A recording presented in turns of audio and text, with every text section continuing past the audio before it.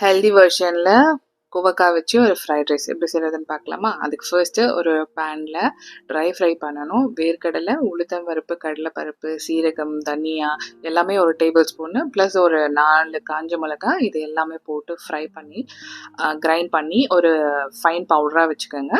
And அதுக்கப்புறமா கடாயில் வெங்காயம் கட் பண்ணிவிட்டு ஆயில் ஆட் பண்ணிக்கோங்க. ஒரு 2 டேபிள் ஸ்பூன் ஆயில் ஆட் பண்ணிவிட்டு அந்த அனியனை போட்டு ஆனியனோட சால்ட்டையும் போட்டு ட்ரான்ஸ்லூசன்ட் ஆன உடனே நல்ல ஃபைனாக சாப் பண்ண கோவக்காயை போட்டு நல்லா சாட் பண்ணிக்கோங்க. இங்கே காட்ட முடியல, பட் ஒரு 3 மினிட்ஸ் லிட் க்ளோஸ் பண்ணி அதை வந்துட்டு நல்லா பாயில் பண்ண வேக விடுங்க. வெந்த உடனே இந்த பவுடரை வந்து ஆட் பண்ணி அதுக்கு நல்லா கோட் ஆகட்டும்.